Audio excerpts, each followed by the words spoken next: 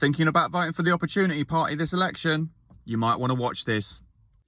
Did you know that the Opportunity Party seem to be supporting the gene technology reform, the same piece of legislation that is deeply unpopular with the New Zealand public? But don't just take our word for it. Continue watching. You see, in publicly available information online on their policy statements or their stance on this gene technology bill reform is available. So I encourage you go search it up. But here it says, the party says that the current regulatory framework for genetic editing and modification needs updating so it can better support research, innovation, and commercial outcomes. Basically, patents. And so, to double check on their stance, we wrote into the Opportunity Party to confirm, and this is one of their responses. Copy below the text for our Genetics for Good policy summary from 2023. We haven't looked closely at the policy since then, but the basic position remains the same.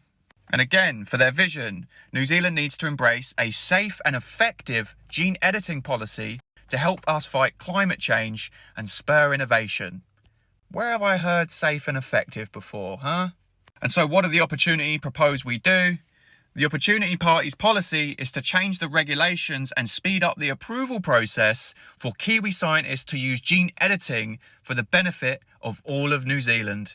Now, just to give you a little bit more information, and I'm not going to go into everything here because, to be honest with you, their entire response and whole premise is based on the same flawed PR spin that we've seen throughout the gene technology bill and the same things that National and ACT are pushing.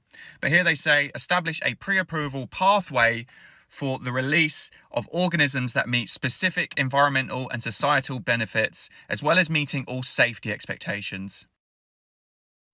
Whatever that means.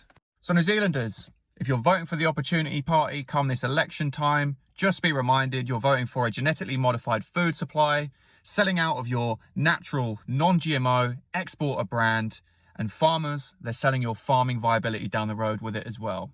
Careful who you vote for. Exploiting nature to make a quick buck.